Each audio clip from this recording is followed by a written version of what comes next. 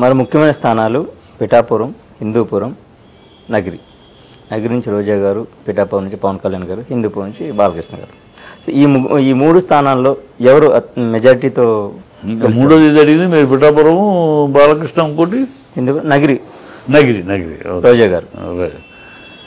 మూడిట్లో Pawan Kalyan right of. Pawan Kalyan ఖచ్చితంగా గెలిచేది లేదు, గెలిచే సూచనలు లేవు, గెలిచే సన్నివేశాలు లేవు, గెలవాలనే తాపత్రయం కూడా అతను కనపడదు. ఎందుకంటే ఇప్పుడే ఆల్రెడీ ఎంపీ ఎలక్షన్ కాకినాడకి వెళ్తానంటున్నాడు. కాకినాడ ఒకటి మోడీ గారు అనుమతిస్తే, ఈయన ఒక పార్టీ ప్రెసిడెంట్, ఈయన ఎంపీకి నుంచోవాలంటే మోడీ గారు అనుమతి ఇవ్వాలంటున్నాడు.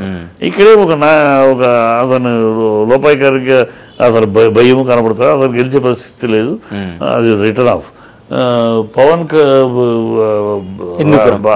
బాలకృష్ణ గతంలో కూడా 18 సీట్లు, 28 సీట్లు, 23 సీట్లు వచ్చినప్పుడు కూడా గెలిచాడు. చారిత్రమా ఉంది.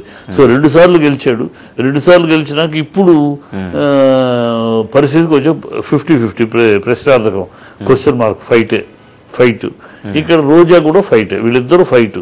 ఇద్దరులో ఫైట్లు రాబోయే కాలం ఇంకా తెలుస్తా ఉన్నాం. రాబోయే కాలంలో ఎవరు ఆ లోటుపాట్లని అధిగమించగలరు చూడాలి. అంత ఈజీగా ఇద్దరిని కొట్టేయలేము. పవన్ కొట్టేయచ్చు.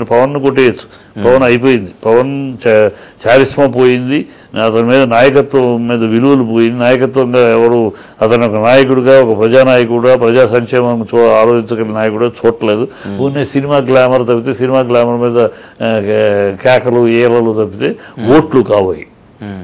అది కానీ వీళ్ళకి వచ్చే జనాలు ఓట్లు, వీళ్ళిద్దరికి వచ్చే జనాలు ఓట్లే.